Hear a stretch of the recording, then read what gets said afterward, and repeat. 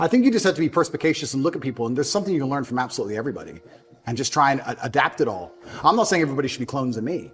For everyone's individual, right? But there might be some things about me they find inspiring that they may adapt and take on board, and then they'll find some things from other people. But learning to speak is something I understood from a very young age how important that would be. That's a superpower. Imagine the 20-year-old that's watching this that's saying, no, Tate, don't give me the answer for anybody can create, can contribute to society. I'm not that guy. Talk to me like I'm one in a million. What should I do? What angle should I do? Okay, so first things first, you need to be worthy of respect. And you're going to be worthy of respect through having things which are difficult to acquire. So first things first, the basic things, you need to be very focused on trying to make money, because people listen to you when you have money. They just do. Secondly, you need to be in fantastic physical condition, because when you're in fantastic physical condition, it cannot be bought. It must be earned. And people know that. When you're I don't know about you. If someone walked in to sell me something and they were obese, I would not trust them the same as if they were in fantastic physical shape. Because I'd say, I don't think you have dedication and heart. I don't think there's something about you that I just wouldn't trust you the same. So fantastic physical condition and money is the first thing. The second thing, whatever your ideas are, you need to learn how to communicate them. Speaking is a superpower in and of itself. You need to become a fantastic communicator. You need to be comfortable in all realms of communication. You need to be persuasive. You need to be comfortable arguing. You need to be good at debating. There's a lot of people out there in the world who have ideas that they can't even project into somebody else's mind. How are you gonna rule the world with that? How are you gonna get your ideas out there and make an influence if you can't make other people understand exactly what you think? That's the first thing. Second thing, once they understand exactly what you think, you need to make them agree with what you think. These are two different skills. Must be practiced and must be learned. If you're 20 years old and you want to change the world, you need to be having endless debates, endless, without resorting to name calling, not on Twitter like a dummy, in person. And you need to come across in a way that people agree with you.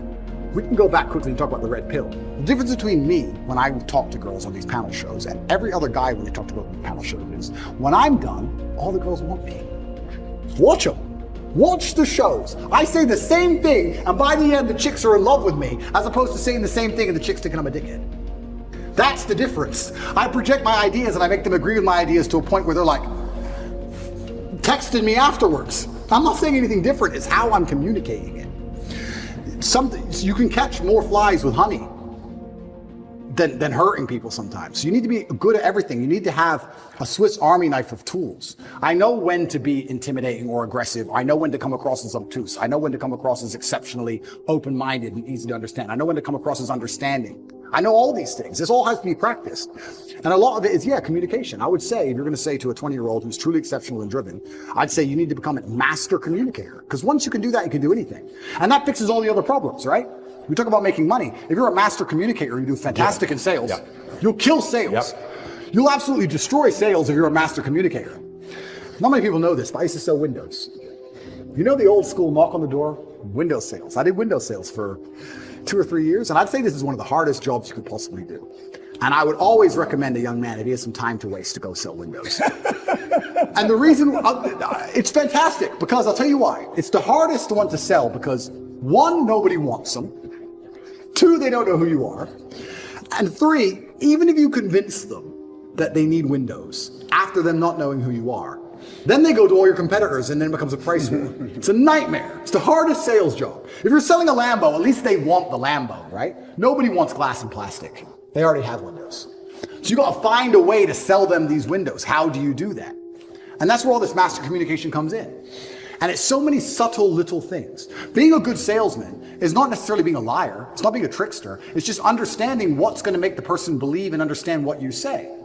If I walked in and said, would you like new windows? And they essentially said, no, we don't need new windows. Our windows look fine. I would say, but what about the security aspect? While looking at their 3-year-old child. And they'd sit there and go, what do you mean security aspect? And then I talk about how we had the lock 5000, and their locks are easy to break, as if glass is a glass, it's all the same anyway. And you'd end up selling windows. You have to find the triggers in people. There's another thing people don't understand about me and my message. Sometimes I sit here and I say things that piss people off because that's how you trigger people to make action. I have often written emails or done videos to, especially to men when I want to help men, to piss them off. You're a loser.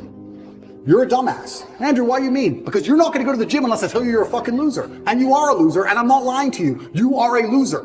The emotional trigger you need to get up off that chair is the fact that you're not important, nobody cares who you are, any girl you're ever in love with I could take, and you're insignificant. And when you die, nobody's interested. That's your fault. You could have been something else. You did that. You failed. It has to be done. You have to be a master communicator. And sometimes that involves also insulting people.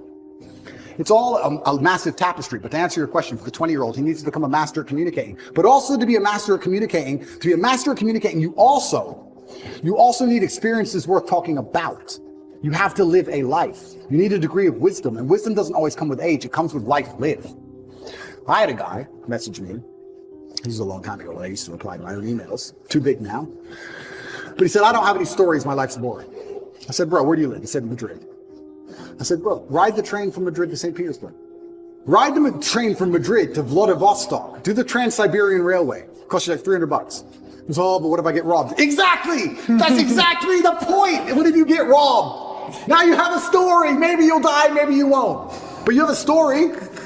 Don't bring your watch. Have you got a Rolex? No. No one wants to rob you anyway. Don't worry about it. You're a brokey. Get on the train.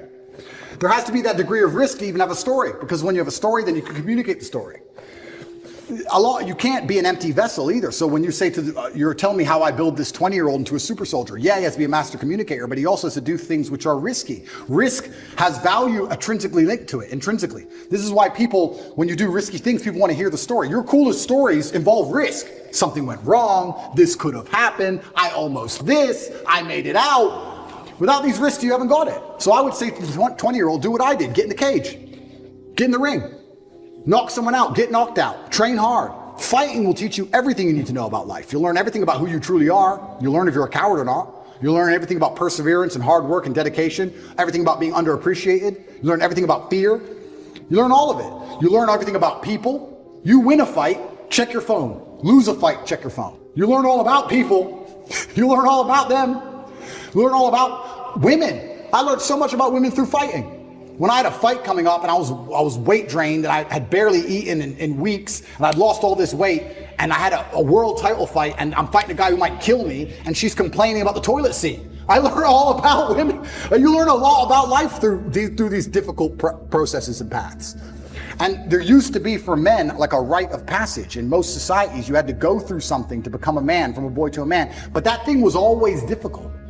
It's always been difficult. Now you have to self-induce it, self-inflict it. But if you're going to be a boy and never bring on that self-inflicted rite of passage, how are you going to ever become a man? Whatever you're going through right now, don't lose sight of the fact that it's worth the fight. Nobody said it was easy. It's worth the fight.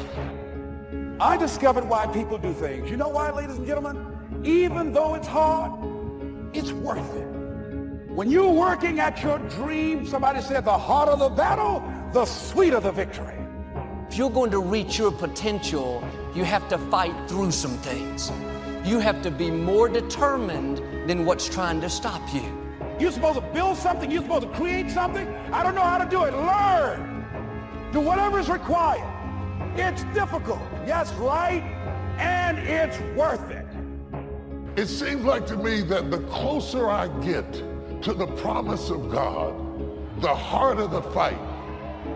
I guess it's like a woman having a baby. When the labor pains are greatest, she is told to push.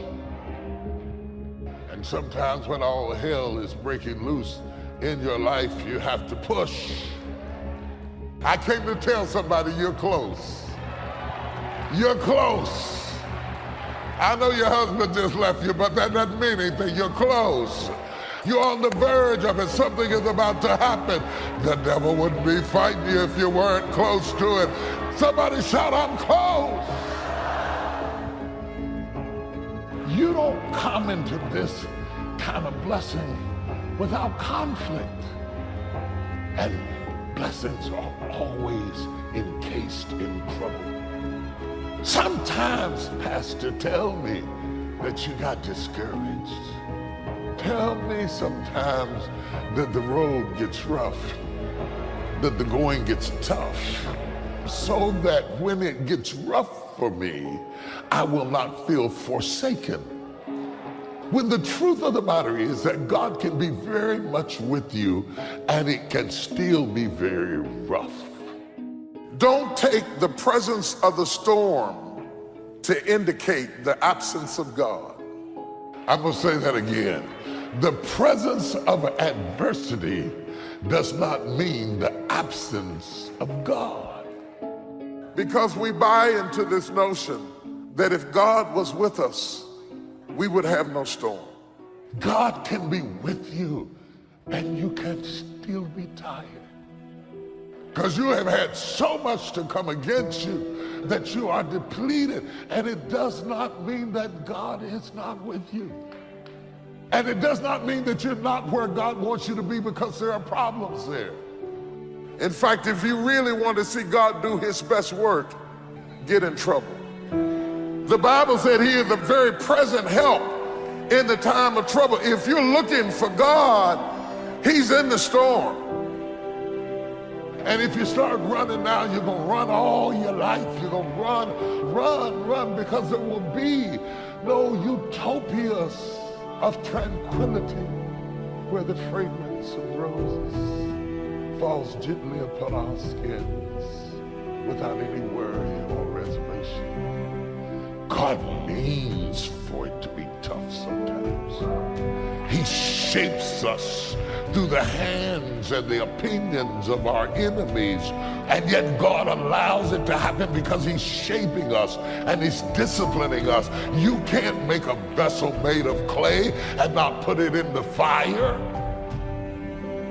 See, when it's hard and there's a struggle, what you become in the process is more important than the dream. Is there anybody in this room that life has been tough for you? And you've had to go upstream sometime. Didn't have the house you want, the husband you want, the wife you want, but you still went anyway. If there's 10 people like that, give God a praise. Other people couldn't see it. You were attacked. You were criticized. It was hard. It was difficult. But to you, it was worth it. And eventually you got to a level can nothing stop me now. I'm on the move. The thing that's defeating you is how you see yourself. It's not the enemies around you. It's the enemy within you. And the Lord told me to tell you it's worth the fight. I don't know what your it is. And you're getting ready to hop. God said it's worth the fight. It's worth the fight. You've hopped from thing to thing to thing to thing to. You've talked yourself out of the promised land and decided to stay in the desert in a tent. Confront yourself. It's worth the fight. You've been running all your life. God said it's worth the fight. Your marriage is worth the fight. Your career is worth the fight. Your gift is worth the fight. Your vision is worth the fight.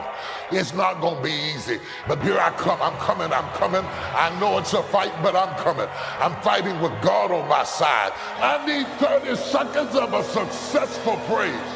I'm closer now than I've ever been in my life.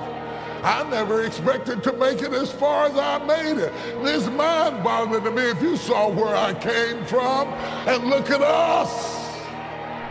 We're so blessed. We're so blessed.